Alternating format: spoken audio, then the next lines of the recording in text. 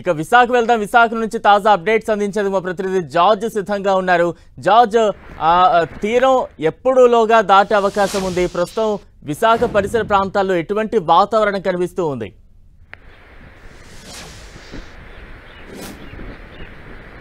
ఈ రోజు సాయంత్రం నుంచి అర్ధరాత్రిలోగా తీరాన్ని దాటే అవకాశం ఉందని వాతావరణ శాఖ అంచనా వేస్తూ ఉంది. ప్రస్తుతానికి ఇది పశ్చిమ మధ్య బంగాళాఖాతంలో గంటకు 15 కిలోమీటర్ల వేగంతో దూసుకు వస్తూ ఉంది. మరికొద్ది గంటల్లోనే ఇది తీవ్ర తుఫానుగా రూపాంతరం చెందనుంది. తీవ్ర తుఫానుగా రూపాంతరం చెందిన తరువాత అది క్రమంగా వేగాన్ని పెంచుకుంటూ కాకినాడ మచిలీపట్నం మధ్య కాకినాడకు అత్యంత సమీపంగా తీరాన్ని దాటే అవకాశం ఉందని వాతావరణ శాఖ అంచనా వేస్తూ ఉంది. మరి ముఖ్యంగా చూసుకున్నట్లయితే కనుక దీని ప్రభావంతో ఇటు శ్రీకాకుళం నుంచి ప్రకాశం జిల్లా వరకు కూడా అన్ని చోట్ల కూడా రెడ్ అలర్ట్ జారీ చేశారు. ఉత్తరాంధ్ర జిల్లాను మాత్రం ఈ మోందా తుఫాన్ అనేది అతలాకుతలం చేస్తుందనే చెప్పుకోవాలి.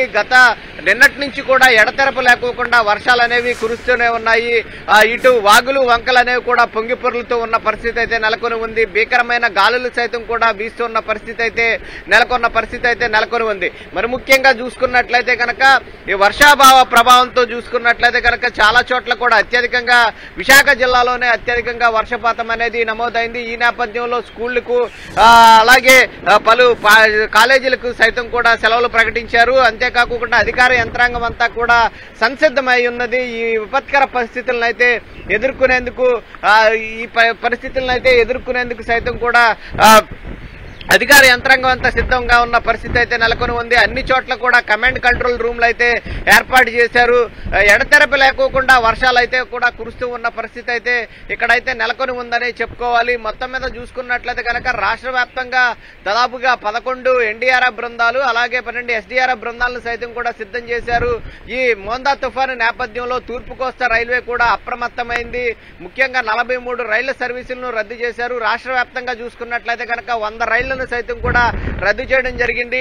అంతేకాకుండా ప్రజలకు హెల్ప్ లైన్ సైతం కోసం అక్కడ ఏదైతే ఈ విశాఖపట్నం రైల్వే స్టేషన్ లో సైతం కూడా టోల్ ఫ్రీ నెంబర్లు ఏర్పాటు చేశారు. ప్రజలకు ఎప్పుడు ఏ సహాయం కావాలన్నా కానీ వాళ్ళకి సమాచారం అందించేందుకు సైతం కూడా టోల్ ఫ్రీ నెంబర్లు ఏర్పాటు చేశారు. మరొక వైపు విమాన సర్వీసులను సైతం కూడా ఇండిగో ఎయిర్ ఇండియా సైతం కూడా రద్దు చేసుకుంది. ఈ రోజు నుంచి సాయంత్రం వరకు కూడా అంటే ఇది తీరం దాటేంత వరకు కూడా దీని ప్రభావం ఎక్కువగా ఉండే అవకాశం ఉంది. కాబట్టి ప్రతికూల వాతావరణ దృష్ట్యా విమాన సర్వీసులను సైతం కూడా రద్దు చేశారు. మరి ముఖ్యంగా ఇక జలవనరుల శాఖకు సంబంధించి ఇప్పటికే నీటి మట్టాలు అనేవి పెరుగుతూ ఉన్న నేపథ్యంలో నీటిని సైతం కూడా దిగువకు విడుదల చేస్తూ ఉన్నారు. నదీ పరివాహక ప్రాంతాలను సైతం కూడా అలర్ట్ చేశారు.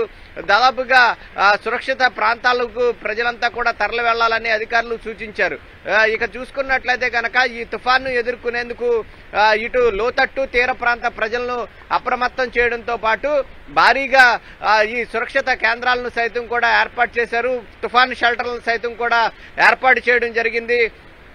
ఈ తుఫాను షెల్టర్లకు ప్రజలెవరు కనుక రాకపోయినట్లయితే కనుక బలవంతంగా అయినా వాళ్ళని తీసుకువెళ్లేందుకు సైతం కూడా పోలీసుల సహాయంతో వారిని అక్కడికి తీసుకువెళ్తామంటూ కూడా అధికారులు అయితే చెప్తూ ఉన్నారు. ఎందుకంటే తుఫాను ప్రభావం అనేది అంతకంతకు పెరుగుతూ ఉంది కాబట్టి ప్రజలెవరూ కూడా నిర్లక్ష్యం వహించొద్దు. ప్రభుత్వం ఏర్పాటు చేసిన ఈ పునరావాస కేంద్రాలకు వెళ్లాలంటూ కూడా చెప్తూ ఉన్నారు. ఎందుకంటే వారికి సంబంధించి ఆరోగ్యకు సంబంధించి కానీ వాటర్కు సంబంధించి కానీ మెడికల్ కు సంబంధించి కానీ అన్ని కిట్స్ అన్ని కూడా సిద్ధం చేసి ఉన్నారు. అన్ని ఏర్పాట్లు అయితే అధికారులు చేసి ఉన్నారు. కాబట్టి ప్రజలెవరూ కూడా నిర్లక్ష్యం వహించొద్దంటూ కూడా వాతావరణ శాఖ అధికారులు చెప్తున్నారు. మరొక వైపు సముద్రం కూడా చాలా అలజడిగా మారిన పరిస్థితిని అయితే మనం స్పష్టంగా చూడవచ్చు. తుఫానుగా కొనసాగుతూ ఉన్న నేపథ్యంలో అలలు సైతం కూడా చాలా ఉధృతంగా ఉన్న పరిస్థితి కనిపిస్తుంది. ముందుకు చొచ్చుకు వస్తూ ఉన్న పరిస్థితి. ఏదైతే వాతావరణ అధికారులు సూచించిన దాని ప్రకారం 4 రోజుల పాటు సముద్రం సైతం కూడా అలజడిగా ఉంటుంది. కాబట్టి మత్స్యకారులు ఎవరు కూడా వేటకు వెళ్లొద్దని ఇప్పటికే హెచ్చరికలు జారీ చేశారు. ఈ నేపథ్యంలోనే చూసుకున్నట్లయితే కనుక అన్ని బోట్లన్నీ కూడా ఈ హార్బర్ కే పరిమితమైన పరిస్థితి అయితే కనిపిస్తూ ఉంది. దాదాపుగా 4 రోజుల పాటు కూడా ఇదే పరిస్థితి కొనసాగే అవకాశం ఉంది. కాబట్టి ఎందుకంటే తుఫాను తీరాన్ని దాటిన తర్వాత కూడా ఇదే పరిస్థితి కొనసాగే అవకాశం ఉంది. కాబట్టి మత్స్యకారులు ఎవరూ కూడా వేటకు వెళ్లవద్దు, ప్రజలంతా కూడా అప్రమత్తంగా ఉండాలని అయితే వాతావరణ శాఖ చెప్తూ ఉంది.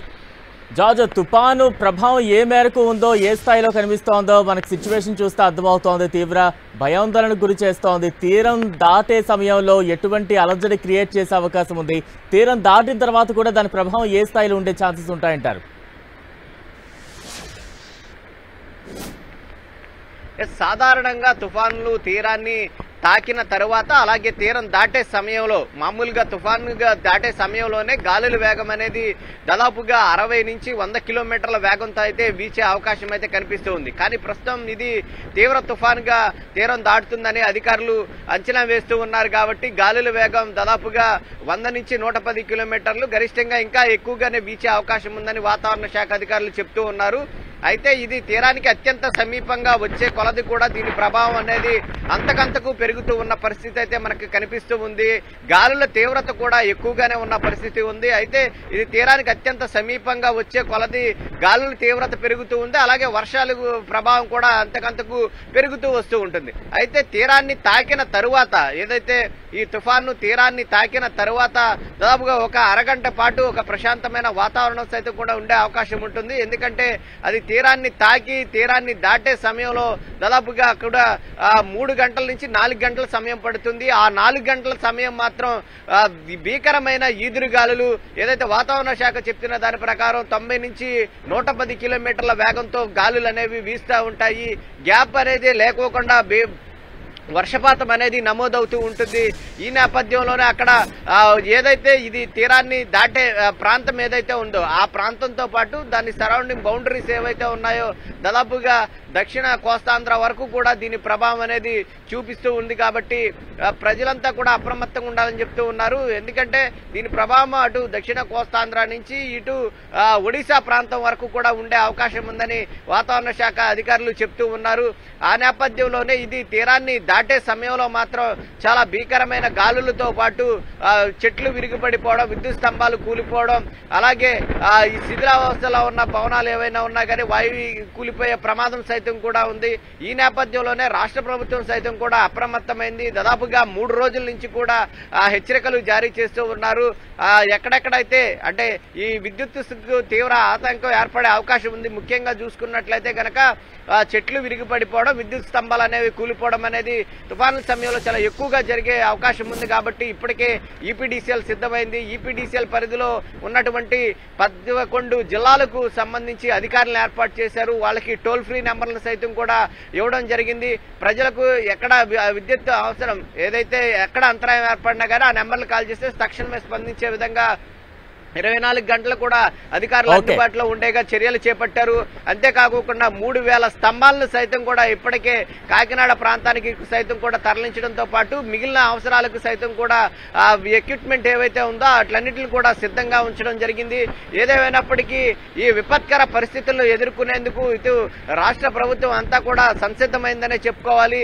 అయితే ఇది రాగల 24 గంటల్లోనే ముఖ్యంగా చూసుకున్నట్లయితే కనుక ఈ సాయంత్రం లేదా అర్ధరాత్రికి ఇది తీరం దాటే అవకాశం ఉందని వాతావరణ శాఖ అంచనా వేస్తుంది. అంటే అత్యంత వేగంగా వస్తూ ఉంది కాబట్టి ఇది ఈ రోజు రాత్రికే తీరాన్ని తాకి ఆ తర్వాత తీరాన్ని దాటే అవకాశం అయితే ఎక్కువగా కనిపిస్తూ ఉంది. రాగల 4 రోజుల పాటు కూడా ఇదే పరిస్థితి ఉండే అవకాశం ఉంది. కాబట్టి లోతట్టు తీర ప్రాంత ప్రజలు అప్రమత్తంగా ఉండాలి. ఈ రోజు మాత్రం అవసరమైతే మాత్రం తప్ప బయటకు రావద్దనంటూ కూడా వాతావరణ శాఖ అయితే హెచ్చరికిస్తుంది. Right, thank you George.